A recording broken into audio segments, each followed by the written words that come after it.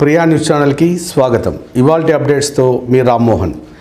గత 3 రోజుల నుంచి ఎడతెరపి లేకుండా కురుస్తున్నటువంటి వర్షాల వల్ల తిరుపతి నగరం కొంతవరకు అతలాకుతలమైందనే చెప్పవచ్చు. తిరుపతిలో సాధారణంగా కొద్దిపాటి వర్షాలు కురిసినప్పటికీ రోడ్లపైకి నీళ్లు రావటం అనేది సాధారణంగా జరిగేటువంటి విషయం. అండర్ గ్రౌండ్ డ్రైనేజు చాలా వరకు తిరుపతిలో ఫెయిల్యూర్ అయిందని ప్రజల్లో ఒక నానుడి జరుగుతూ ఉంది.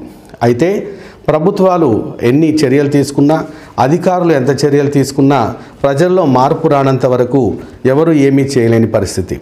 ఈరోజు మురికి కాలువల ద్వారా ప్రవహించాల్సిన నీరు రోడ్లపైకి రావడానికి స్వతహాగా మానవాళే కారణమని చెప్పవచ్చు. ఎందుకంటే వాడి పడేసినటువంటి వ్యర్థాలన్నీ కూడా ఆ కాలువల్లో వేయటం వల్ల మురికి నీరు వెళ్ళటానికి అవకాశం లేక అక్కడే నిలబడిపోయి వెంటనే రోడ్లపైకి రావటం జరుగుతూ ఉంది. ఎడతెరిపి లేకుండా కురుస్తున్నటువంటి వర్షాల వల్ల తిరుపతిలోని ప్రజలు కొంత ఇబ్బందులు ఎదుర్కోవటం జరిగింది. రోడ్లపై ప్రయాణించే వాహనదారులు రోడ్లపైకి మురికి నీరంతా రావటంతో వారి యొక్క గమ్యస్థానాలకి చేరుకోవటం కొంత ఇబ్బందికరంగా మారింది. ఈరోజు అక్కడ మన లైవ్లో ఉన్నటువంటి రంగనాథ్ ఈ విషయాలు మనతో షేర్ చేసుకుంటారు. రంగనాథ్ గారు, చెప్పండి ఒకసారి అక్కడ ఎందుకు అలా జరిగింది? అంటే జనజీవన స్రవంతికి ద్విచక్ర వాహనదారులకు ఎందుకు ఈ భంగం వాటిల్లింది? దీనికి కారణాలేంటి?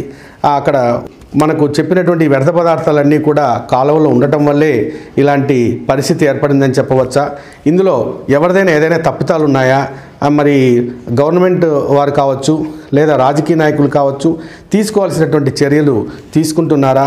తీసుకోకపోవటం వల్ల ఇలాంటివి జరిగాయా, లేదా మనం చేస్తున్నటువంటి తప్పుల వల్ల ఇలాంటివి జరిగాయా? ఒకసారి వివరించండి. రామ్మోహన్ గారు, గత 3 రోజులుగా భారీ నుంచి అతి భారీ వర్షాలు కురిశాయని చెప్పవచ్చు. మరి ముఖ్యంగా చెప్పాలంటే ఈ తుఫాన్ ప్రభావం, మిచౌంగ్ తుఫాన్ ప్రభావం అనేది ఎక్కువగా విశాఖ, అదేవిధంగా తిరుపతి, ఈ ప్రదేశాల్లో కావచ్చు, నెల్లూరు, అదేవిధంగా మిగతా కొన్ని చోట్ల భారీ నుంచి అతి భారీ వర్షాలు నమోదయ్యాయని చెప్పవచ్చు. అదేవిధంగా చెప్పాలంటే తిరుపతిలో కనీసం అంటే ఒక కొద్దిపాటి వర్షపాతం పడినా కానీ ఈ డ్రైనేజీ మొత్తం కూడా బయటకు వచ్చే పరిస్థితి అక్కడక్కడ చూస్తున్నాం. లక్ష్మీపురం సర్కిల్ కావచ్చు, అదేవిధంగా కొన్ని ప్రదేశాల్లో, మరి ముఖ్యంగా చెప్పాలంటే కొన్ని ప్రదేశాల్లో మొత్తం కూడా డ్రైనేజీ, ఈ మ్యాన్ హోల్స్ నుంచి కూడా నీళ్ళు అనేవి బయట వస్తూ ఉంటాయి. మరి ముఖ్యంగా చెప్పాలంటే ఇది ఎవరు తప్పిదమా అని ఆలోచించినట్లయితే, ఒకటి వ్యర్థాలు. ముఖ్యంగా చెప్పాలంటే వ్యర్థాలు అనేవి ఎక్కువగా మనకు కాలువలో కనిపిస్తుంటాయి. మీరు చూసారు, ఆ విజువల్స్ లో చూడొచ్చు. మీరు ఈ విజువల్స్ లో చూస్తే ఎంత అంటే కనీసము ఒక టిప్పర్ నిండా కూడా ఫిల్ చేస్తే సరిపోయి ఇంకొక దానికి కూడా వచ్చే అవకాశం లేకపోలేదన్నమాట. అంత మొత్తం కూడా అంటే ఇళ్లలో వాడేసినటువంటి ఈ యొక్క ప్లాస్టిక్ బాటిల్స్ కావచ్చు, ప్లాస్టిక్ కవర్లు కావచ్చు, అదేవిధంగా వ్యర్థాలు కావచ్చు, అన్ని కూడా ప్లాస్టిక్. ఇప్పుడు మొత్తం ఏది వాడినా కూడా ప్లాస్టిక్ మయం అయిపోయింది. ఇవన్నీ కూడా ఇంట్లో వాడి పడేసిన అన్ని కూడా ప్లాస్టిక్ కవర్లు వేయడం, అట్లాగే వెళ్తూ ఈ కాలువలో వేసేయడం. దాంతో ఏమైపోతుందంటే ఈ కాలువలో మొత్తం కూడా అక్కడికి అలాగే పేరుకుపోవడం. ఈ వర్షపాతం అనేది ఎప్పుడైతే మొదలవుతుందో, అదేవిధంగా ఈ వర్షపాతం మొదలైనప్పుడు ఈ కాలువల గుండా ప్రవహించే నీరు మొత్తం కూడా ఆగిపోయే అవకాశం ఉంది. ఎందుకంటే మొత్తం చూసినట్లయితే ఈ వ్యర్థాలే కనిపిస్తాయి మనకు. ఇది మానవ తప్పిదాలే తప్ప ఎవరు అంటే ఎప్పటికప్పుడు కూడా ఈ డ్రైనేజీని క్లీన్ చేస్తూనే ఉంటారు, శుభ్రపరుస్తూ ఉంటారు.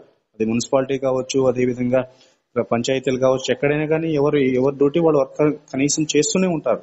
కానీ మన మానవ తప్పిదం ఏంటంటే ముఖ్యంగా ఇదే చేస్తుంటారు. మొదటగా ఈ వ్యర్థాలు ఎప్పుడైతే మనం సరైన ప్రదేశాల్లో, అంటే అలా ప్రతిరోజు కూడా వస్తుంటారు, మా మున్సిపాలిటీకో లేకపోతే దానికి సంబంధించిందో లేకపోతే గ్రామ పంచాయతీ వాళ్ళు ప్రతిరోజు కూడా వస్తూనే ఉంటారు.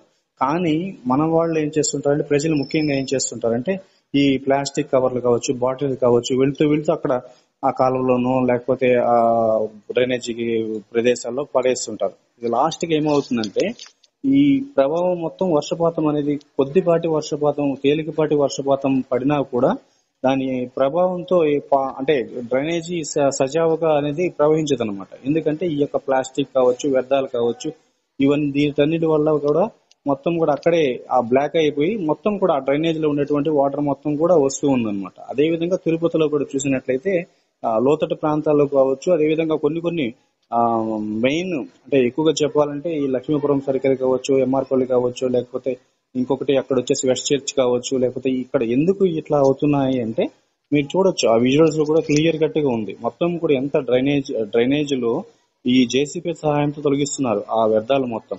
ఈ వ్యర్థాలను కూడా తగ్గించుకుంటే ఎక్కడ వేయాలో అంటే ఈ ఈ ఎక్కడ వేయాలో అక్కడ వేస్తే డ్రైనేజ్ కూడా మొత్తం కూడా సజావుగా సాగే అవకాశం ఉంది.